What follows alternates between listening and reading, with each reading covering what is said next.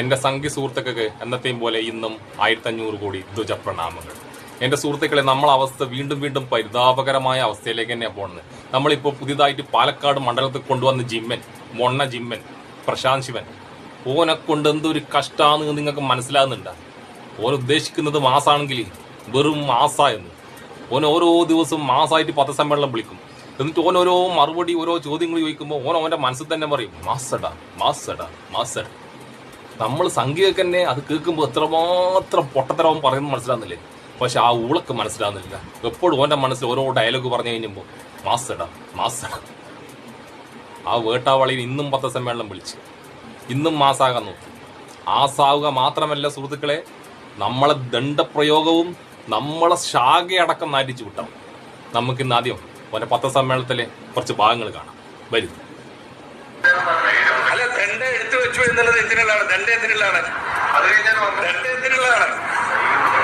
ദണ്ഡ എന്തിനുള്ളതാണ്? ദണ്ഡ എന്തിനുള്ളതാണ്? മാധ്യമങ്ങളെ, മാധ്യമങ്ങളെ, ശിവട്ടം പറഞ്ഞാലേ എന്താണ് ദണ്ഡ, എന്താണ് ദണ്ഡ, എന്തിനുള്ളതാണ് ദണ്ഡ പ്രയോഗം? എന്താ നിങ്ങൾക്ക് അറിയാം? നിങ്ങൾക്ക് അറിയില്ലെങ്കിൽ ഞാൻ ഇങ്ങൊരു വീഡിയോ കാണിച്ചുതരാം. അത് കണ്ടാൽ നിങ്ങൾക്ക് മനസ്സിലാവും എന്താ ദണ്ഡ പ്രയോഗം.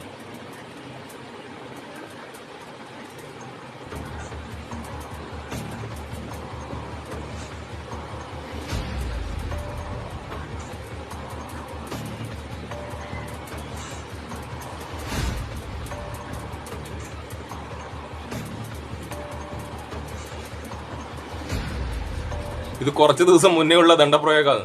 എവിടെയാണ്, ആരോടാണ് നമ്മളെ ദണ്ഡ പ്രയോഗിച്ചത് നിങ്ങൾ കണ്ടില്ലേ? അതും നമ്മളെ അണ്ടിമുക്ക് ശാഖയിലെ കാര്യവാഹക് അണ്ടിയണ്ണൻ, ദണ്ഡണ്ണൻ, ദണ്ഡപ്രയോഗത്തിൽ വീരൻ, വീരാതി വീരൻ. ഈ ദണ്ഡപ്രയോഗത്തിനെ പറ്റി മാധ്യമങ്ങളെ, മാധ്യമങ്ങളെ ഇനിയും നിങ്ങൾ ഒരുപാട് മനസ്സിലാക്കാനുണ്ട് കേട്ടാ. അത് കഴിഞ്ഞിട്ട് നമ്മളെ മാസണ്ണൻ മസിൽ തലയിൽ കയറിയിട്ട് ചാണകവും മസിലും കൂടി കൂടിക്കഴിഞ്ഞാൽ നമ്മളെ പ്രശാന്ത് ശിവാട്ടെ പിന്നെയും നമ്മളെ നാട്ടിച്ച് സുഹൃത്തുക്കളെ, നമ്മളെ സംഘികളെ മൊത്തം നാട്ടിച്ച്. മൂപ്പറ് സന്ദീപ് വാര്യരെ കുറിച്ച് കുറച്ച് കാര്യങ്ങൾ പറഞ്ഞു. മൂപ്പറ് സന്ദീപ് വാര്യരെ കുണ്ടിക്കാന്ന് വെടിവെക്കാൻ നോക്കിയിരുന്നു. പക്ഷെ വെടികൊണ്ട് നമ്മളെ സംഖ്യകളെ കുണ്ടിക്ക് തന്നെയാണ്. നമുക്ക് അതും കുറച്ച് നമുക്ക് കേട്ടു നോക്കാം. ബെരി, ഈ പറഞ്ഞ രീതിയിലുള്ള സന്ദീപിന്റെ ചരിത്രമൊക്കെ പറയുകയാണെന്നുണ്ടെങ്കിലേ, സന്ദീപ് പാർട്ടിയിൽ നിന്ന് പുറത്തു പോയില്ലായിരുന്നുവെങ്കിൽ സന്ദീപിനെ പുറത്താക്കേണ്ടിയിരുന്നത് എന്തെല്ലാം കാരണത്തിന്റെ പേരിലായിരുന്നു എന്നുള്ളത് നിങ്ങളൊന്ന് അന്വേഷിച്ച് കഴിഞ്ഞാൽ കണ്ടുപിടിക്കാൻ സാധിക്കും.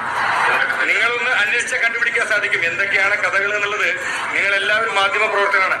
പിന്നെ തൃശ്ശൂരിലൂടെ ആള് ഓടിയത് എന്തിനാണെന്നൊക്കെ നിങ്ങൾക്ക് തന്നെ അറിയാവുന്നതാണ്. ഇല്ലെങ്കിൽ നിങ്ങൾ അന്വേഷിച്ച് കഴിഞ്ഞാൽ നിങ്ങൾക്ക് അതെല്ലാം കണ്ടുപിടിക്കാൻ സാധിക്കും. അതുകൊണ്ട് അതിലോട്ടൊന്നും ഞാൻ കൂടുതൽ കിടക്കുന്നില്ല. കൂടുതൽ ചരിത്രം വിളമ്പിപ്പിക്കാതിരുന്നാൽ എല്ലാവർക്കും നല്ലത്. ചരിത്രം വിളമ്പിക്കാണ്ടെന്നെങ്കിലേ എല്ലാവർക്കും നല്ലത്. സത്യത്തിൽ നമ്മൾ സംഖ്യക്ക് നല്ലത്. ഈ ചങ്ങായി നമുക്കിട്ട് ഊക്കുന്നയാന്ന് ഈ ചങ്ങായിക്ക് തന്നെ തിരിയുന്നില്ല കേട്ടാ. ഇമ്മാതിരി ഊളേനാന്നല്ലേ നമ്മളെ പാലക്കാട് ജില്ലാ പ്രസിഡന്റ് ആക്കിയിട്ട് വെച്ചിനി. ഈ ചങ്ങായി പറഞ്ഞ അനുസരിച്ചിട്ട് സന്ദീപ് വാര്യർ നമ്മളെ പാർട്ടിയിൽ ഉണ്ടാകുമ്പം ഒരുപാട് കാലം ദണ്ഡപ്രയോഗം നടത്തിയെന്നാ പറഞ്ഞു വരുന്നത്. അതേ നമ്മളെ പാർട്ടിയിൽ ഉണ്ടാകുമ്പോൾ എത്ര വേണമെങ്കിലും ദണ്ഡപ്രയോഗം നടത്തിക്കോ, പാർട്ടിയിൽ നിന്ന് പുറത്തായി കഴിഞ്ഞാൽ നമ്മളിത് വിളിച്ചു പറയും. ഇതാണ് ഇവിടെ ടോക്കാക്കി വെച്ചിട്ടുള്ളത് മൂപ്പർ. അത് നമ്മളെ ശാഖയെയും നമ്മുടെ ദണ്ഡപ്രയോഗത്തെയും എത്രമാത്രം അവമാനിക്കുന്നു. നമ്മുടെ ദണ്ഡപ്രയോഗം സമൂഹത്തിന്റെ മുന്നിൽ കാണിച്ചു കൊടുക്കുകയല്ലേ ഈ മൊണ്ണ ചെയ്തു വെച്ചിരിക്കുന്നത്.